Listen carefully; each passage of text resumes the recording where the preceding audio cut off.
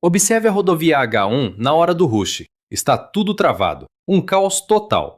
Olhe para o céu. Um trem futurista sem condutor desliza suave sobre esse nó no trânsito. Esse é o Skyline, o primeiro metrô totalmente autônomo dos Estados Unidos. No papel, uma obra tecnológica fenomenal. Porém, ao analisar as finanças, percebe-se uma verdadeira catástrofe econômica. O projeto preliminar foi desenhado lá em 2006. A estimativa era custar 2 bilhões e 500 milhões de dólares, com entrega em 2020. Já estamos em 2026 e o custo superou 10 bilhões de dólares. E o detalhe bizarro, o trecho mais importante do trajeto continua fechado. Como uma obra leva 20 anos e ainda parece um esqueleto inacabado, para entender o desespero do Havaí, imagine Oahu como um espaço totalmente cercado. Oahu é minúscula e espremida. De um lado, as montanhas Koolau impõem respeito. Do outro está o Pacífico. Quase todos vivem no estreito corredor entre mar e montanha. Ali bate o coração da ilha, empregos, escolas e o aeroporto. Atravessando esse funil temos a H1, a rodovia que teoricamente conecta tudo. A H1 é famosíssima por ser uma das estradas mais congestionadas do país inteiro. Sem espaço para largar pistas, a única solução viável foi construir para o alto. A cidade apostou tudo. E jogar pesado em uma ilha sem margem para erro é perigoso. A situação ficou tensa rápido. São 10 bilhões de dólares de dinheiro público evaporando. Essa verba astronômica vem de cofres federais, estaduais e também municipais. Entre 2016 e 2019, quentaram vários planos de recuperação. Só em 2022 o governo federal aprovou o plano final. Finalmente liberaram os 744 milhões de dólares federais restantes. Hoje, com apenas 2 trechos ativos, o custo projetado é uma loucura. Operar e manter isso vai custar uns 120 milhões de dólares anuais. Prometeram 38 minutos de East Kapolei até o centro de Honolulu. Isso deveria funcionar em 2020. Até hoje, nada de viagem rápida. Não rolou em 2020. Nem agora em 2026. O povo continua preso no trânsito. Será que o plano original deu errado? Não bem. O projeto foi se desviando do plano original com o passar do tempo. A ideia eram 19 estações, cobrindo quase 19 milhas de trilhos. O trem iria de East Kapolei no oeste, até o Ala Moana Center, um polo comercial e de transporte gigantesco na beira do centro de Honolulu. Toda a linha seria elevada e operada por inteligência artificial do início ao fim. O que temos hoje são 15 milhas e 13 estações. Em outubro de 2025, o ramal do aeroporto finalmente inaugurou. Pela primeira vez, é possível ir do oeste de Oahu até o aeroporto por trilhos. Chegar direto ao Aeroporto Internacional de Honolulu é um avanço e tanto. Mas o aeroporto não é o centro.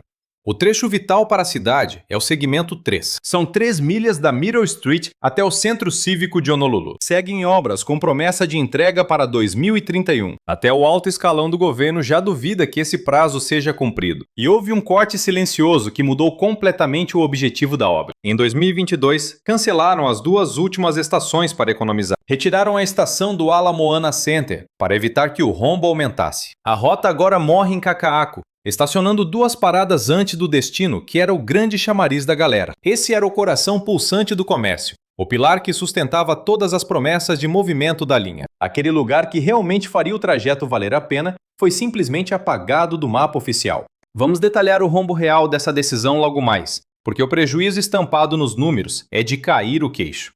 Mas antes, a gente precisa desvendar a tecnologia sinistra que roda por trás de todo esse drama urbano. Esqueça o padrão das metrópoles americanas. O negócio aqui é outro nível. Os trens não têm nenhum maquinista. Isso ainda é raridade nos Estados Unidos. O comando total fica nas mãos de uma central de operações ultra tecnológica. É uma base de 43 acres que funciona como o cérebro bombado de toda a malha ferroviária. Ela pilota, controla a distância de segurança e vigia cada trem em tempo real. Tudo ao mesmo tempo. Quem toma as rédeas é o sistema. Na prática, a estrutura foi desenhada para ser simples e direta ao ponto. Usa trilhos de bitola padrão e um terceiro trilho com 750 volts de corrente contínua pura. Portas de vidro em todas as plataformas abrem em sincronia perfeita com as portas automáticas do próprio trem. O caminho é todo elevado, o que significa 0 semáforos, pedestres ou trânsito da rua para atrapalhar a viagem. O projeto previa um trem a cada 3 minutos no pico.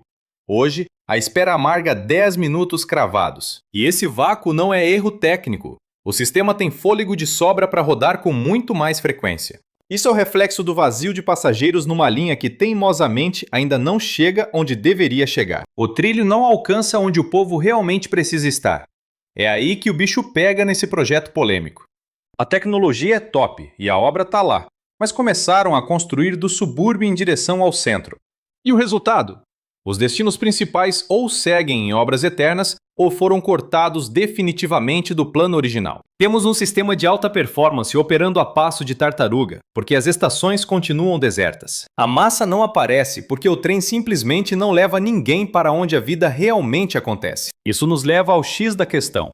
A estratégia furada foi inaugurar essa linha em diversas fases picadas. O primeiro trecho, chamado de Fundação Oeste, abriu as portas em junho de 2023. Era puro terreno de subúrbio, deveria ser moleza, mas ainda assim entregaram com 3 anos de atraso. Depois veio a segunda etapa, que se provou um verdadeiro quebra-cabeça logístico de dar nó na cabeça. Tiveram que rasgar trilhos por dentro de áreas militares ativas lá em Pearl Harbor, sem contar o malabarismo para respeitar os limites rígidos de altura, por causa da proximidade com o aeroporto. Só que, conforme a estrutura subia, as rachaduras no planejamento começaram a aparecer para todo mundo ver. Em 2016, um defeito bizarro na carcaça de alumínio dos vagões detonou a credibilidade da frota. Pelo menos 27 vagões saíram zicados de fábrica, embora digam depois que o pepino foi resolvido.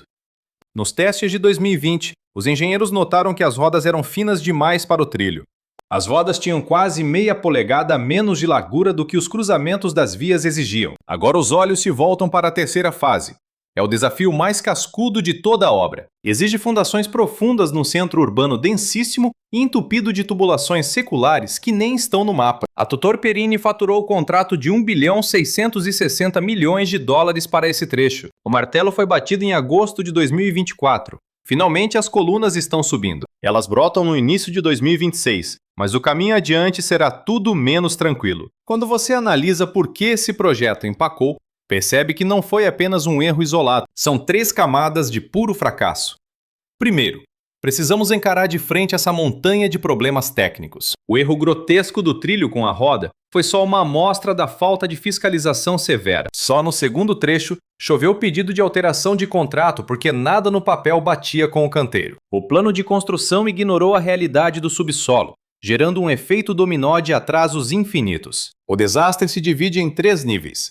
O primeiro são os problemas técnicos que beiram o absurdo. Aquela mancada bizarra das rodas foi só a pontinha do iceberg de uma gestão totalmente descuidada. No trecho 2, dezenas de aditivos foram assinados, porque o que desenharam não existia debaixo da terra. Isso fica ainda mais evidente quando olhamos para as tubulações e fiações que foram mapeadas de qualquer jeito. Para piorar o cenário, temos que lidar com um emaranhado de questões jurídicas e falhas graves de governança. O Havaí possui raízes culturais profundíssimas, e em 2012, a Suprema Corte local mandou paralisar o projeto imediatamente. O motivo do bloqueio foi a negligência da prefeitura em não investigar adequadamente a existência de cemitérios nativos, os chamados Iwi Kupuna. A proteção desses locais é um dever sagrado e legal, o que forçou anos de revisões no projeto e atrasos sem fim. Simultaneamente, uma batalha judicial feroz estourou entre a administração municipal e as empresas contratadas. A gigante Hitachi Rail está processando a cidade em 320 milhões de dólares, alegando uma gestão desastrosa da obra.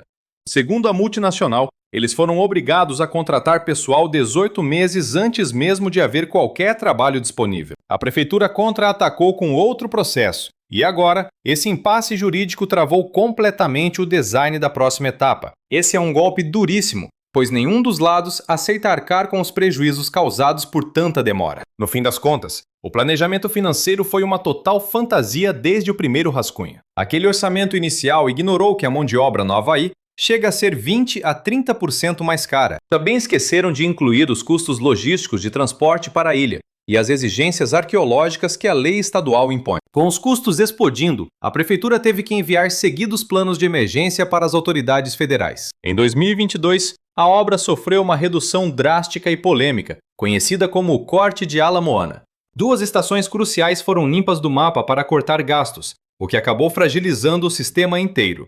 Aquele rombo de 30% na quantidade de passageiros que citamos não aconteceu por mero acaso. De acordo com as próprias projeções da agência de transporte, Isso foi o resultado direto daquela redução de estações. Tudo porque o traçado do trem agora simplesmente não chega onde o grande fluxo de pessoas realmente precisa ir. Mas então, quem sai ganhando?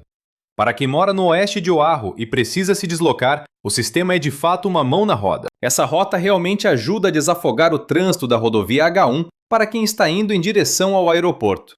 Porém, se o seu trabalho fica no centro, você terá que esperar sentado até pelo menos 2031. E até esse prazo está na corda bamba devido ao processo bilionário que a Hitachi move contra a cidade. Os números de usuários mostram claramente o tamanho do pepino que a prefeitura tem nas mãos hoje. Em fevereiro de 2026, o sistema registrou uma média modesta de 11.500 viagens diárias. Para um investimento de 10 bilhões de dólares em uma ilha com trânsito caótico, isso é só uma migalha do esperado. Agora o governo municipal está encarando um buraco gigantesco em seu orçamento anual por causa disso. Essa conta anual de 120 milhões de dólares significa um custo de quase 28 dólares por viagem.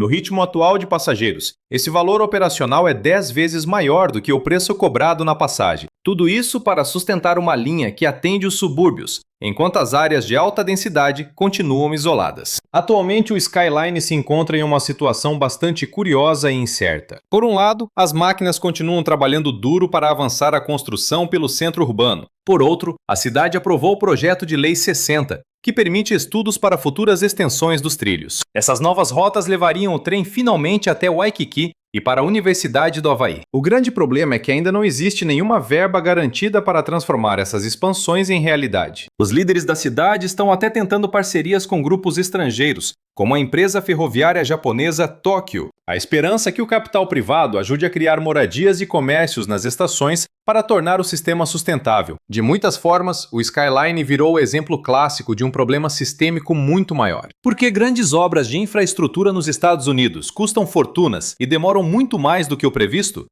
Às vezes, as projeções iniciais são maquiadas com um otimismo exagerado só para conseguir o sinal verde dos políticos. Depois, quando os problemas aparecem, a falta de fiscalização impede que os responsáveis sejam devidamente cobrados. Hoje os trens estão circulando e é provável que novos trechos sejam inaugurados nos próximos anos. Mas o fato é que aquele Skyline que os eleitores aprovaram em 2008 não existe mais. O que sobrou foi algo bem menor, muito mais caro e que continua sem um prazo final definitivo. Este projeto é um lembrete amargo sobre a complexidade absurda das grandes obras e do planejamento urbano atual. A pergunta crucial é: será que essa jornada insana realmente valeu o esforço? Faz sentido uma metrópole queimar 20 anos e 10 bilhões de dólares só para testar? Se o transporte vai engrenar?